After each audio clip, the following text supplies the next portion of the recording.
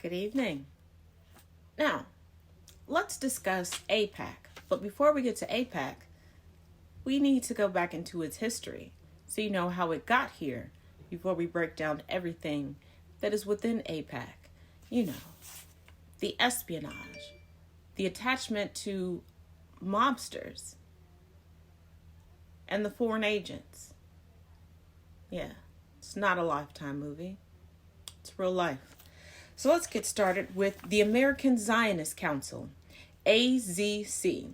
Founded in 1949 as an Israeli lobby group, it represented 9 nationwide Zionist organizations, and it was a tax-exempt umbrella organization of American Jewish groups focused on Israel.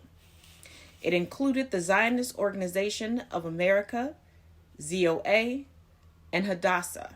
My apologies if I mispronounced that. Now, the Zionist Organization of America was founded in 1897, and it was founded as the Federation of American Zionists. It was the first Zionist organization of the United States, and in the early 20th century, it primarily represented American Jewish people to the World Zionist Organization, and it primarily espoused political Zionism and opposed Palestinian statehood.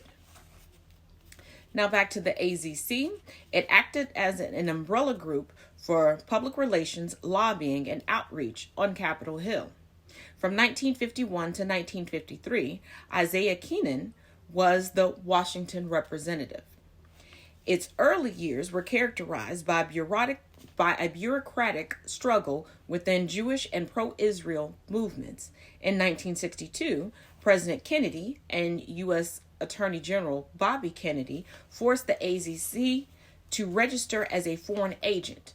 This, in turn, barred AZC from contributing money to United States officials.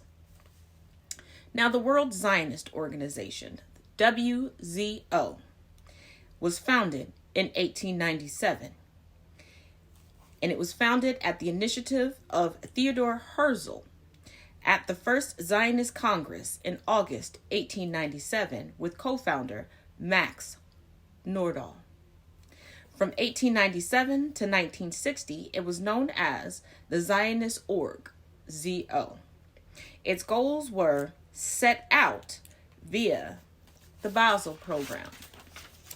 It operated under WZO backing and support. There are organizations that operated under WZO backing and support, and that would be WIZO, Hadassah, B'nai B'rith, my apologies if I mispronounced that, Maccabi, and the International Sephardic Federation, the World Union of Jewish Students, WUJS, and in 1897, ZO's newspaper, Die Welt, was founded. The objective for the organization was the creation of a Jewish homeland. Their finances were conducted via the Jewish Colonial Trust, which was founded in 1899. The land acquisition was conducted via the Jewish National Fund, which was founded in 1901.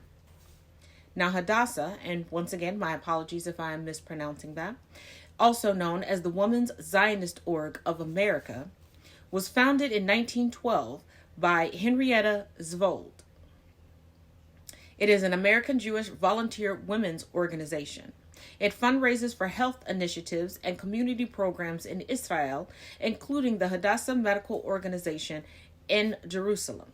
Within the United States, it advocates for women's rights, religious autonomy, and U.S.-Israel diplomacy. But after the AZO came the AZCPA, the American Zionist Committee for Public Affairs. In 1951, the American Zionist Council filed under the Federal Regulation of Lobbying Act. It began lobbying Congress with tax-exempt funding.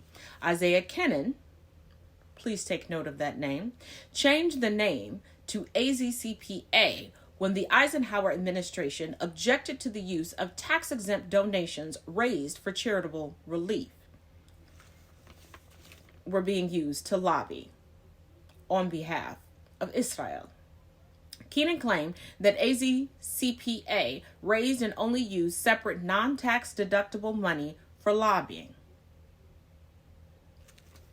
From 1962 to 1963, the Senate Foreign Relations Committee investigation found that the Jewish Agency and the AZC funded the lobbying via subsidizing Keenan's newsletter, The Near East Report. In the 1950s, fundraising came through Aaron Weisberg, an associate of Meyer Lansky, and John Factor, a.k.a. Jake the Barber, a well-known mobster. In 1959, Kennan changed the name to AIPAC.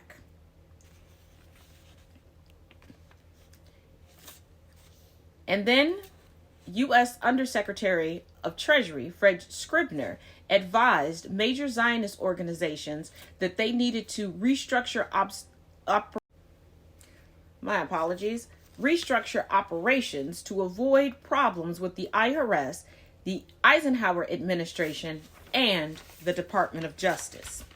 In the 1960s, several donations were received from Abraham Feinberg.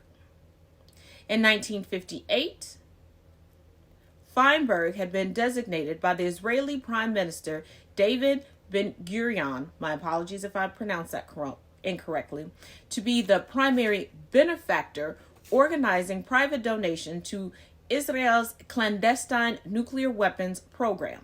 In 1962, AZC was ordered to register as an Israeli foreign agent by the Department of Justice.